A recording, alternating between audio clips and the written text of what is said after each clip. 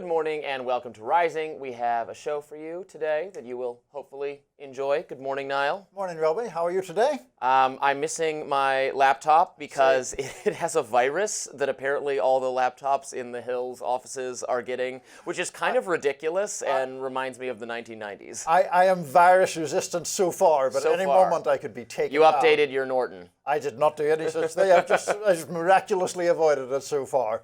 But despite your lack of laptop, you do have a radar for us, so let's have it. What's on your radar, Robby? Indeed I do. Thomas Massie, being sassy, calling out the administration's approach to Iran, slamming the bombing campaign against Iran's nuclear capabilities as the new 2 weeks to slow the spread of 2025. Talk about viruses. It's a good line. Watch this. My question is, does, 3 bombings and we're done with Iran's nuclear ambitions? Is that the 2 weeks to slow the spread of 2025? Is this, we were told 2 weeks to slow the spread then, now we're told it's just going to take 3 bombings. But what happens when Israel gets bombed again? Is Trump going to sit by and say, no, we're not going to further engage in this war? No surprise, I liked that metaphor quite a bit. At the start of the pandemic, if you recall that, we were assured by the experts in government and healthcare we just needed to lock down and social distance for 2 weeks in order to give hospitals the time they need to prepare for handling COVID cases. A brief, minimal interruption, and then life would return to normal.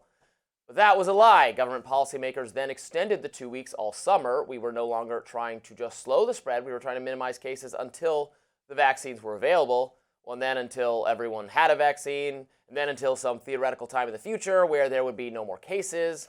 Fortunately, the public had lost patience by then, and our government's preference for restrictions on our liberties was overruled. Guess what? Thomas Massie thinks it's happening again. Our government has assured us that this is just a limited number of strikes, not against the Iranian government itself, but against its nuclear capabilities. Vice President J.D. Vance confidently asserted that the U.S. is at war with Iran's nukes, not Iran. Well, that's a distinction that frankly doesn't make very much sense, but perhaps he feels he has to make it since Congress never voted to authorize a war against Iran. Another point Thomas Massie keeps making. Indeed, the Iraq War, by contrast, was debated, discussed, ultimately voted on so that those who backed it could later be held accountable. That is what Massie thinks should happen this time, too. And for his sin, wanting Congress to do its job per the Constitution, President Trump is savaging him. Indeed, Trump has laid into Massie with such fury. Massie joked Trump should try to get a declaration of war for that as well. And look, it's not just idle chatter. Trump is also launching a primary challenge against Massie. Axios reported on Monday that Trump's team is starting a super PAC with the goal of getting Massie out of office. Trump political advisor Chris LaCivita said they would spend whatever it takes to defeat Massie. Well, that'll be quite a challenge for them, as Massie is extremely popular in his district and has previously shrugged off attempts by AIPAC and others to harm him. Now, Massie, I would argue, is popular because he is MAGA. He is America first. He has principles and doesn't just throw them away because Trump is suddenly singing the neocon song. Massie knows that America's regime change wars in the Middle East have been a disaster and that Americans are sick of them. We do not want to get bogged down in a conflict between Israel and Iran. And we know that our government often shifts the goalposts on us. 2 weeks to slow the spread becomes multi-year lockdowns, mask requirements, school closures, and eventual vaccine mandates. Similarly, a bombing campaign against nuclear capabilities could become that dirty two-word phrase we don't like to hear so much, regime change. And now the news, of course, this morning, Niall, is that we might have a ceasefire, tenuous deal in place. We will discuss that in greater detail in our next segment. But for now, I'm no surprise to you. I'm a fan of Thomas Massie. Sure. And I think it's funny that Trump is kind of raging against him and also Rand Paul a little bit. But Massie has faced challenges before from a more neoconservative hawkish, from Israel, from AIPAC. And he shrugged those off, so I don't know if it'll be different this time. No, I mean, I think for a start, his point or his argument that he makes and you endorses about the kind of slippery slope seems a very fair argument. Once you get involved in military action, then do you open the door for more military action, for what Colin Powell used to call mission creep? So I think those things are problems, or potential problems. Yes, we do have a ceasefire. We'll get into that, as you say, in a moment, but whether it will hold is certainly open to question. Then the fact of Trump trying to sort of intimidate Massie seems to me to be beyond Thomas Massie and sort of an attempt to impose an even greater level of loyalty to Trump across the board within the Republican Party. It's not as if there's any shortage of that loyalty in the first place. They, generally speaking, do his bidding.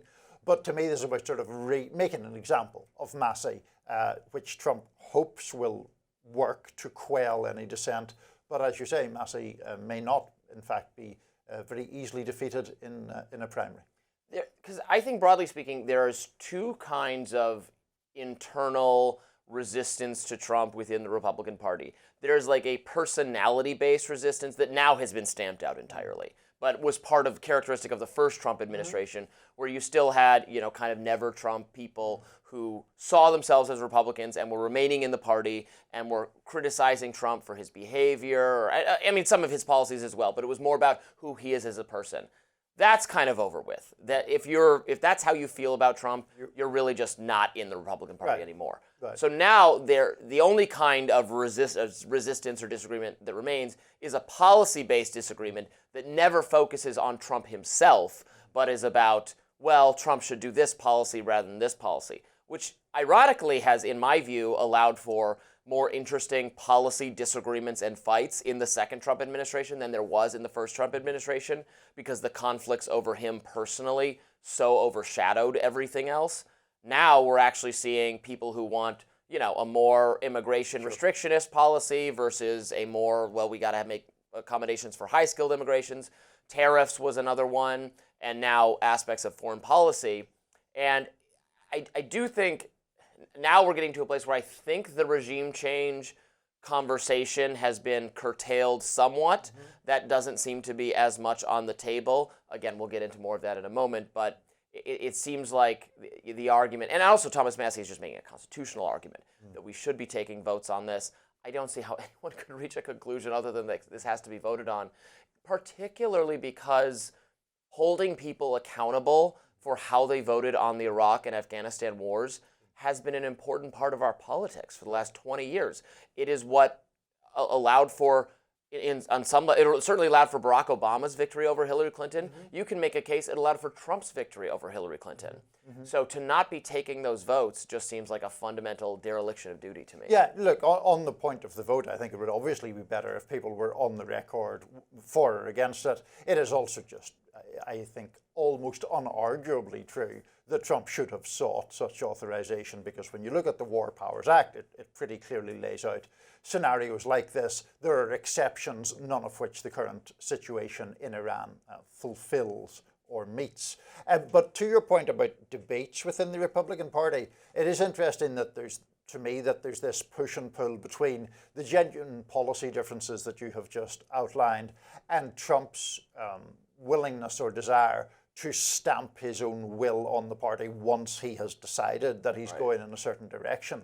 And so I don't think it is healthy for the Republican Party, nor would it be healthy for any party, to have the leader of that party say, well, if you disagree with me, I'm going to fund a primary against you. Yeah, the system is kind of, you're allowed to disagree until the decision is made, and then you're supposed to fall in line behind the president, which could be improved.